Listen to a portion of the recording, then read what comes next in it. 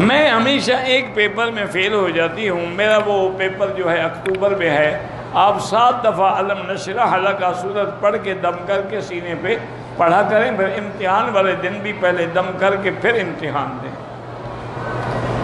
اور وہ جو ہے نا بعض اوقات یہ بھی ہوتا ہے کہ وہ پیپر کوئی تمہیں صحیح پڑھانے والا استاد نہیں ملا.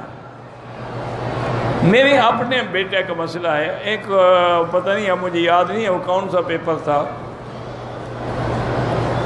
وہ میڈیکل کا پیپر تھا. اس میں وہ اس کی سپلی آ گئی، ایک پیپر میں رہ گیا. تو اب اس نے مجھے کہا کہ وہ میرا پوتا ہے، یعنی بیٹا تو نہیں، دادا، کہ میں اس پیپر میں رہ گیا ہوں اور مشکل یہ ہے کہ ایک تو یہ پیپر بڑا مشکل ہے، اور دوسرا یہ ہے کہ ہمیں جو پڑھانے والے استاد تھے وہ صحیح انداز میں ہمیں پڑھا بھی نہیں سکے. ہمارے دماغ میں یہ اترا ہی نہیں تو ہم امتحان کیسے دیتے. سارے لڑکے فیل ہوئے. میں نے کہا اچھا انشاءاللہ کوئی حل نکلے گا. میرے ایک دوست تھے ڈاکٹر، اب مجھے نام بھول گیا، بلوچ فیملی سے تعلق رکھتے تھے.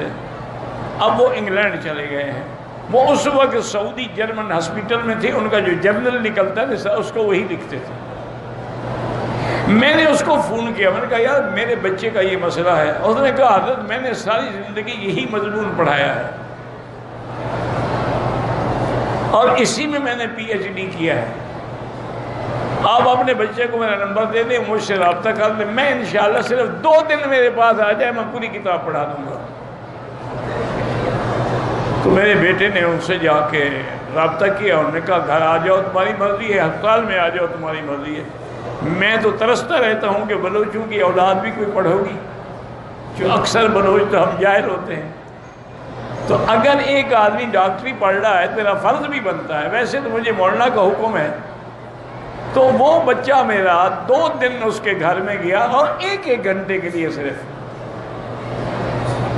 اس نے 2 دن میں اس کو ماشاءاللہ اتنا تیار کیا. اس نے کہا کہ آپ جائیں، اس پرچے میں تو آپ زندگی بھر فیل نہیں ہوں گے، باقی پرچے جانے تم جانو. انہوں نے کہا تمہارے استادوں کو آتا جاتا تو ہے کچھ نہیں.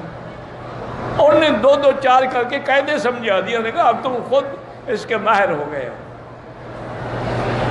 وہ اس نے پرچہ دیا تو 100% اس کے نمبر ہے.